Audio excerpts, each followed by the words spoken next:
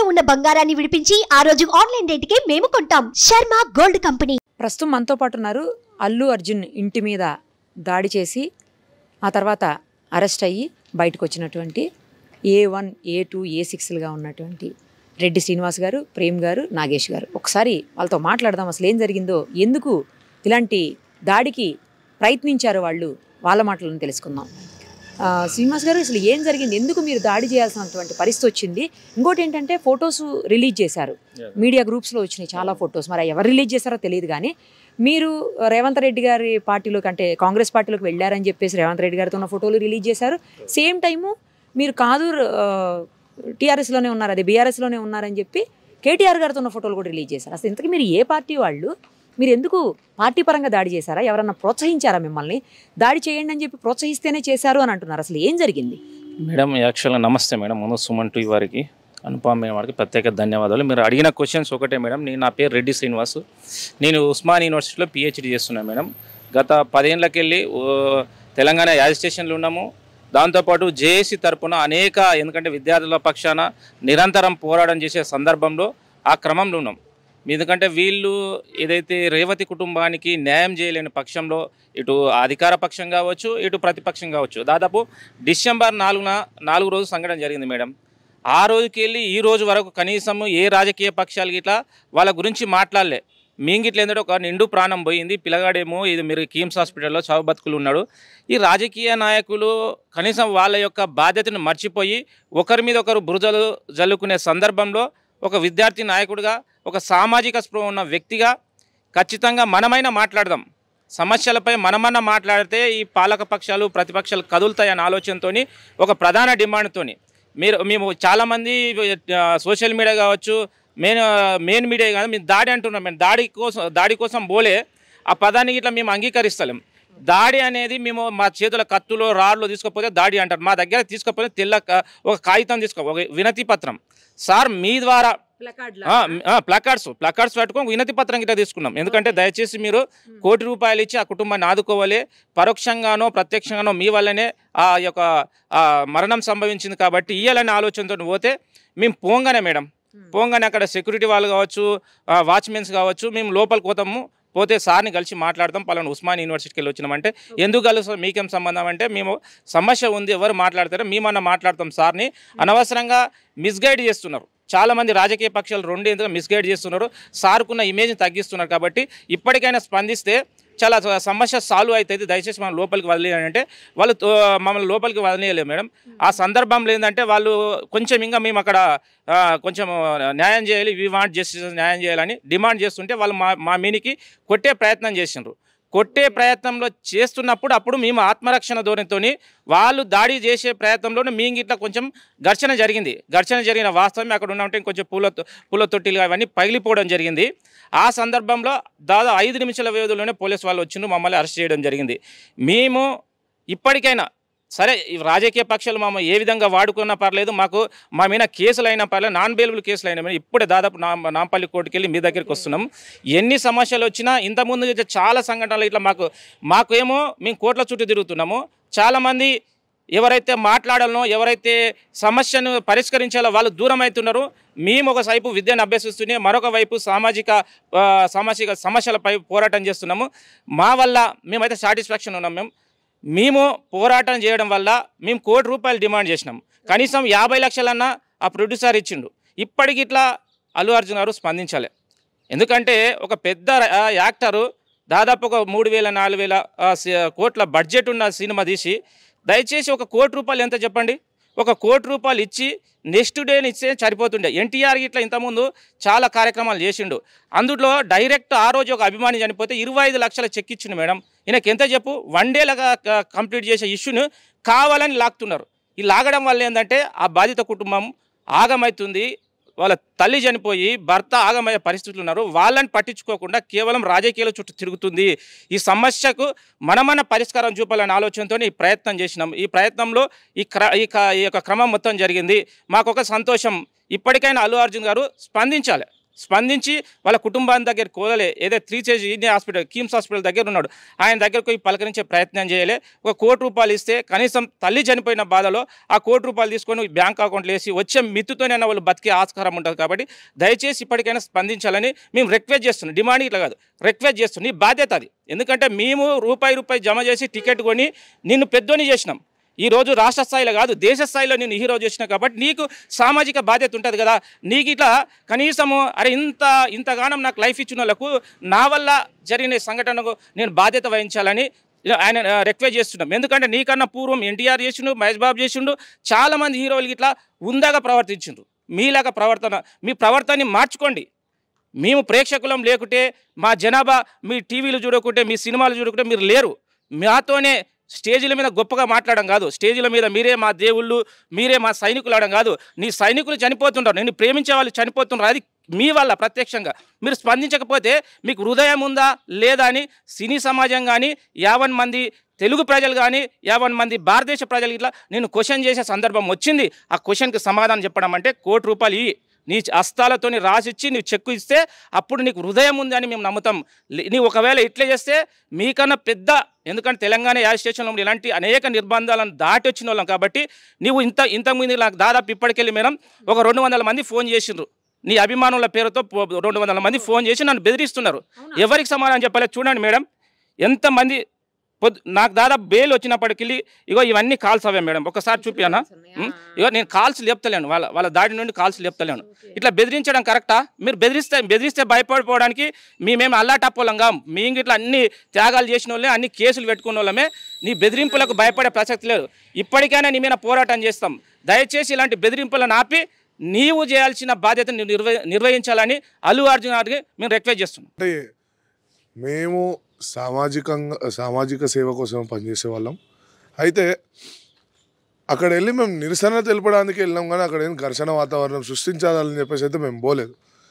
మేము వాస్తవానికి అక్కడ వెళ్ళి అల్లు అర్జున్ గారిని కలిసి, సరే మీకు అక్కడ బాధిత కుటుంబాన్ని ఆదుకోవాలి, శ్రీతేజ్ చావు బతుకులో ఉన్నాడు అంటే ఎంతోమంది హీరోలు మీరు చూస్తుండొచ్చు మెరుగైన వైద్యం కోసం ఫారెన్ పోతూ ఉంటారు. ఇలా బ్రెయిన్ డెడ్ అయిన పరిస్థితి కిమ్స్ హాస్పిటల్కి ఫారెన్ నుంచి కొంతమంది వైద్యులను నిపుణులను తీసుకొని వచ్చి మరి శ్రీతేజ్ని ఆయన ఆరోగ్యం మెరుగుపరిచి అందరిలాగానే ఆయనను బడికి పంపాలనే ఉద్దేశంతోనే మరి బాధిత కుటుంబానికి అండగా నిలబడడానికి పోయినాం తప్ప దాడి చేయాలనే ఉద్దేశంతో అయితే వెళ్ళలేదు. కానీ మరి ఇప్పుడు మీరు ఆయన కూడా చెప్తున్నారు మేము దాడి చేయాలని పోలేదు అని చెప్పేసి, కుండీలు పగిలినాయి అనుకోకుండా ఘర్షణ వాతావరణం నెలకొంది, కుండీలు పగిలినాయి అని చెప్తున్నారు. Okay fine. మరి టొమాటోస్ ఎక్కడి నుంచి వచ్చాయి? మీకు టొమాటోలు ఎక్కడి నుంచి ఇసిరారు? మరి అయితే నిరసనలో భాగంగా వాస్తవానికి మేము టమాటాలు తీసుకుపోయాం. మా బ్రదర్ నగేష్ ఈయన టమాటాలు వేయడం వాస్తవమే. మేము ఏ వ్యక్తి పైన కూడా మేము టమాటాలు వేయలేదు.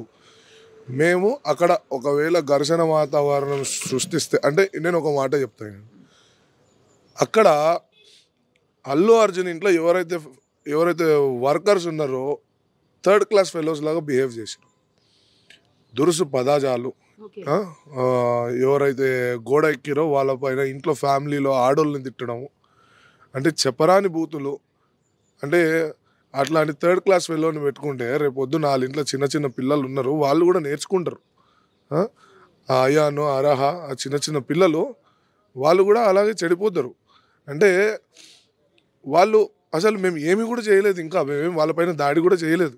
మేము అక్కడ నిరసన తెలపడమే తప్ప మా నగేష్ అన్న కూడా ఈయన ఎక్కి ప్లకార్డ్ పట్టుకున్నాడు, గోడెక్కి ప్లకార్డ్ పట్టుకున్నాడు అంతే. ఆయన ఏమి గోడ దూకి లోపల అన్ని పగలు కొట్టిన ఇదంతా ఏం చేయలేదు. ప్లకార్డ్ పట్టుకున్నందుకే ఇంటి గోడెక్కి ప్లకార్డ్ పట్టుకున్నందుకే బూతులు తిడుతున్నావు. ఇవాళ ఒక ఆడబిడ్డ 6 వయసు బిడ్డ చనిపోయింది. వాళ్ళ ఆ అబ్బాయి ఏమో హాస్పిటల్లో ఉన్నాడు, చావు బతుకులో కొట్టుమిట్ట ఆడుతున్నాడు. ఏ రాజకీయ నాయకుడు స్పందించాడు. ఏమనంటే సీఎం గారి మీద బురద చల్లుతూ ఉంటారు. అంటే ఎక్కడ పోతుంది అంటే, ఇప్పుడు నేను ఇంకోటి కూడా చెప్తా ఉన్నా, సినిమాలు కూడా సమాజానికి ఏ విధంగా చూపిస్తూ ఉన్నారు. ఈరోజు మీరు సినిమాలు చూడొచ్చు, ఎర్రచందనం స్మగ్లింగ్, దొంగతనాలు ఏ విధంగా చేయాలి, పోలీసులను ఎలా చంపాలి, పోలీసులను బట్టలు పిల్లిలో పెడతాడు సినిమాల్లో. అంటే ఫ్రంట్ లైన్ వారియర్స్గా ఉన్నటువంటి పోలీసులని అవమానపరిచే విధంగా స్విమ్మింగ్ పూల్లో పడేసి ఆయన పైన టాయిలెట్ చేస్తూ ఉంటాడు. అంటే ఇది ఎంతవరకు కరెక్టు? ఇది యావత్ పోలీస్ శాఖ కూడా అవమానపరిచినట్టే. అల్లు అర్జున్ గారు ఒకటే చెప్తా ఉన్నాం, సవ్య సమాజానికి భావి తరాలకి ఉపయోగపడే విధంగానే మీరు సినిమాలు తీయాలి. కానీ మరి ఈ విధంగా సినిమాలు తీస్తే యువత పెడదావబోతుంది. యువత కూడా చాలా వరకు డ్రగ్స్, గంజాయి అనే వాటికి అలవాటు పడుతూ ఉన్నారు. సినిమాల వల్ల, సినిమాల ప్రభావం వల్ల చాలామంది విద్యార్థులు వాళ్ళ ఒక జీవితం కూడా నాశనం చేసుకున్నటువంటి పరిస్థితి ఉన్నది. దయచేసి సమాజానికి ఉపయోగపడే విధంగా మీరు సినిమాలు తీయాలి. కానీ మరి ఇలా యువతని తప్పుదోవ పడే విధంగా అయితే మీరు సినిమాలు తీయొద్దని చెప్పేసి కూడా మేము కోరుకుంటా ఉన్నాం. ఎందుకు దాడి చేయాల్సి వచ్చింది? అసలు ఆ గోడ ఎక్కి ప్లకార్డులు ఎందుకు పట్టుకోవాలి? మీరు మాట్లాడాలనుకుంటే ఇంటి ముందు సౌమ్యంగా చేయొచ్చు కదా. ఏదైనా యాజిటేషన్ చేయాలంటే నార్మల్గా కూడా చేయొచ్చు. 2 రకాలు ఉంటాయి యాజిటేషన్స్. ఎందుకు చేశారు అంత అగ్రెసివ్గా? మేడం, ఫస్ట్ ఈ దాడి అనే మాటను మేము ఖండిస్తా ఉన్నాం తీవ్రంగా. ఎందుకంటే దాడులు అనేది కాదు, అసెంబ్లీలో పోడియం దగ్గరికి వెళ్ళి స్పీకర్ల దగ్గర పేపర్లు విసిరేది, సభ్య సమాజంలో రాజ్యాంగబద్ధంగా గెలిచిన వ్యక్తులే ఇవాళ స్పీకర్ల ముందు, మంత్రుల ముందు, ముఖ్యమంత్రుల ముందు అవాకులు చెవాకులు చేల్చే వాళ్ళని ఇన్స్పిరేషన్గా తీసుకొని మేము మా బాధ్యతగా ప్రొటెక్షన్ చేసాం. మేము అక్కడికి వెళ్ళి టమాటోస్ తీసుకొని, గతంలో ఉద్యమాలలో టమాటాలు గుడ్లు కొట్టారు. మేము టమాటా ఒక రైతు పండించిన పంటని మేము తీసుకొని వెజిటేబుల్గా తీసుకున్నాం. అక్కడ ఉంటే దాన్ని విసిరాం, అంతేగాని దానికి రాళ్ళు చేసి ఆయన ఇంటి మీద చేయాలనేది మాకు కక్ష లేదు. ఇంకోటి, ఇక్కడ అల్లు అర్జున్ కలిసి వినతి పత్రం ఇచ్చి, సార్ మీరు ఇలా ఇవ్వండి, 1 కోటి రూపాయలు నష్టపరిహారం ఇస్తే బాగుంటుంది. ఎందుకు మేము 1 కోటి రూపాయలు ఇస్తున్నామంటే, ఫస్ట్ ఆఫ్ ఆల్ తెలంగాణ కానీ ఆంధ్ర కానీ యావత్ భారతదేశంలో మహిళ చనిపోతే మహిళ వైపు ఉంటారా, లేకుంటే ఉన్నతగా ఒక సినిమా తీసే ఐకాన్ స్టార్ అయిన వైపు ఉంటారా? ఎటుంటుంది ఈ సమాజం? తొక్కిసలాట్లో చనిపోయింది మేడం మహిళ.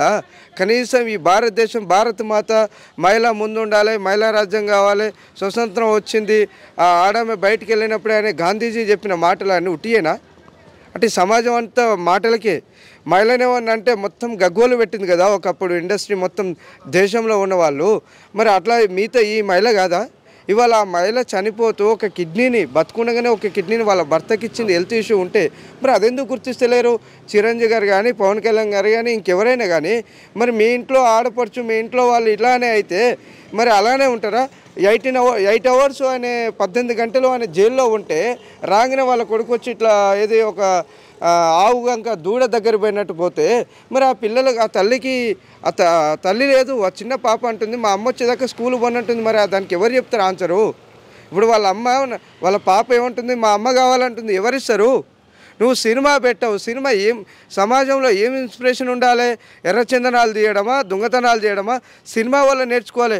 ఇవాళ గ్యాస్ బిల్లు పెరిగిందని, కరెంటు బిల్లు పెరిగిందని ధర్నాలు చేస్తారు. మరి 3000 ఛార్జ్ పెరిగింది. ఇవాళ ఇన్కమ్ ట్యాక్స్ విధంగా కోట్ల రూపాయలతోటి అంబాసిడర్ BMW కార్లు కొంటున్నాం. అదేవిధంగా నిన్న జరిగిన సంఘటన రాజమండ్రిలో ఒక మూవీ తీస్తూ బస్సు లాక్కుంటే దాన్ని అద్దాల పక్కన కొట్టి ఒక సినిమా దాదాపు 10 కిలోమీటర్ల కెమెరాలు చెక్ చేస్తే ఒక 30-40 కెమెరాలు చెక్ చేయంగా దొరికితే నేను పుష్పాని అంటుండు. ఇంకో దగ్గర ఇట్లనే ఎర్రచందనం కర్రలు, ఎర్రచందనం గవర్నమెంట్ పెంచిందా మరి ప్రైవేట్ వ్యక్తులు పెంచినా తెలియదు. దాన్ని ఒక లారీ తీసుకుపోతే నేను పుష్పాని అంటున్నాడు. అంటే ఏంది అంటే వ్యక్తులు ఇంతకుముందుకు జులై సినిమా తీసి బ్యాంకులు దోపిడీ చేశారు, ఉస్మానియా యూనివర్సిటీలోనే దోపిడీ చేశారు. ఇప్పటికీ ఆ కేసులు ఉన్నాయి యూనివర్సిటీలో, అంబార్పేటలో. అంటే నువ్వు తీసే సినిమాలు మేడం, మేము సినిమాలు తీయవద్దు అంటలేం, సినిమాలు తీసే వాళ్ళు దొంగలు లంగలు అంటలేం. శంకరాభరణం చూస్తే చూసాం, బల్గం సినిమా చూస్తే చూసాం, ఫ్రీదా సినిమా చూస్తే చూసాం. ఇన్స్పిరేషన్గా ఉన్న సినిమాలు తీయండి. ఆడలేదా? హిట్ కొట్టలేదా? హిట్ అయినాయి కదా. ఇప్పుడు మా తెలంగాణ ఆడపడుచు చనిపోతే ఈ కేటీఆర్, కేసీఆర్, ప్రతిపక్ష నాయకులు, ఇంకో క్రిషాంక్ కానీ మమ్మల్ని థ్రెటన్ చేస్తూ, నెంబర్లు ఇస్తూ, బ్లేమ్ చేస్తూ మా యూనివర్సిటీ వాళ్ళం కాదట. మరి మేము ఏంది ఇవాళ చూడండి, మేము ఓయూ చేసి మేడం తెలంగాణ తెచ్చింది ఉస్మానియా యూనివర్సిటీ. ఇవాళ 50 లక్షలు 50 లక్షల బాధ్యతకి ఇచ్చింది కూడా ఉస్మానియా యూనివర్సిటీ. ఇది credit goes to Osmania university. మేము యూనివర్సిటీ విద్యార్థులం, చదువుతూ ఒక పక్క చదువుతో పాటు ఒక పక్క ఉద్యమాలు చేస్తూ ఉన్నాం. రాష్ట్రంలో ఎలాంటి సమస్యలు జరిగినా ఉస్మానియా యూనివర్సిటీ ముందుంటుంది, మీ అందరికీ తెలిసిందే. తెలంగాణలో కీలక పాత్ర ఉన్నదే ఉస్మానియా యూనివర్సిటీ. అలాంటి ఉస్మానియా యూనివర్సిటీలు ఉంటే ముఖ్యమంత్రిని కలిస్తే వీళ్ళ టీం అని, వేరే వాళ్ళని కలిస్తే ఈ టీం అని, ఇదేందండి? ఇదేంది సమాజం? ఒకసారి మేము సమాజానికి విజ్ఞప్తి చేస్తున్నాం. అధ్యక్షులుగా ఉన్నారు రెడ్డి శ్రీనివాస్ అని కూడా. రెడ్డి సీన్ అనే పర్సన్ తెలంగాణ ఉద్యమంలో ఉన్నాడు, క్రిషాంక్తో ఉన్నాడు, ప్రేమర్తిరావుతో ఉన్నాడు, మన రాజారాం యాదవ్తో ఉన్నాడు. కీలకంగా వ్యవహరించాడు. కొడంగల్లో పుట్టడం తప్ప, ముఖ్యమంత్రి కాన్సెన్స్ కావడం తప్ప, ఆయన ముద్రాజుగా పుట్టడం తప్ప, ఆయన ఉద్యమాలు చేయడం తప్ప అరే చేతగాని చౌటగాల లెక్క రెడ్డిసిని పట్టుకొని ఈయన ఇట్లా ఒకటి మేము రేవతి కుటుంబం వైపు మేము ఉన్నాం. మీరు ఎటువైపు ఉన్నారో చెప్పండి. రేవతి కుటుంబం వైపు బాధ్యతలుగా ఉన్న వాళ్ళకు మహిళగా మేము ఉన్నాం. మీరు ఎటువైపు ఉన్నారో తేల్చుకుండా అంటూ ఉన్నాం. ఇవాళ మేము చేసిన దానికే 50 లక్షలు వచ్చినాయి. మరి ఏ ప్రతిపక్ష నాయకుడు రాలేదే? ఏ నాయకుడు వచ్చి చెప్పలేదు? ప్రతిపక్ష పాత్ర మేము పోషించాం మేడం. ఒకనాడు తెలంగాణలో ఇదే నిమ్మరసన్కి కేసీఆర్ ఇది అరదినం దీక్ష చేస్తే ఏదైతే ఉస్మానియా కదిలిందో ఇవాళ అదే దీక్షగా మేము వచ్చాము. అలానే మేము వచ్చాము. మేము అంటా ఉన్నాం 50 లక్షలు ఇచ్చాడు సంతోషం. ఇక ఎవరికి జరిగినా ఒక చిరంజీవి లాగా, పవన్ కళ్యాణ్ లాగా, ఎన్టీఆర్ లాగా, మహేష్ బాబులా నువ్వు ఆదుకో, నువ్వు సినిమాలు దియ్యి, సభ సమాజం బాగుండేటట్టు దియ్యి. నువ్వు మాకే వ్యక్తిగతంగా పంచాయతీ కాదు, పోలీస్ రికార్డు ఉంది, మిగతా వాళ్ళందరూ ఉన్నారు. ఏం చేసిందని సమాజం చట్టం తన పని తను చేసింది. మేము చట్టం ప్రకారం చేస్తే చట్టానికి విరుద్ధంగా వద్దన్నారు, అరెస్ట్ చేశారు, బెయిల్ వచ్చేది, రిలీజ్ అయ్యాం. సమాజంలో ఏది జరిగినా ఉస్మానియా యూనివర్సిటీ మేడం ఏ పార్టీకి కొమ్ము లేదు. ఏ పార్టీ వ్యక్తులను కలవడం సహజం, ఎమ్మెల్యేలను ఎంపీలను కలవడం సహజం. దయచేసి పార్టీలకు ముద్ర లేకండి. మేమంతా యూనివర్సిటీలో చదువుతున్న విద్యార్థులం. సుమన్ టీవీలో మీ పర్సనల్ అండ్ బిజినెస్ ప్రమోషన్స్ కోసం కింది నెంబర్కి కాంటాక్ట్ చేయండి.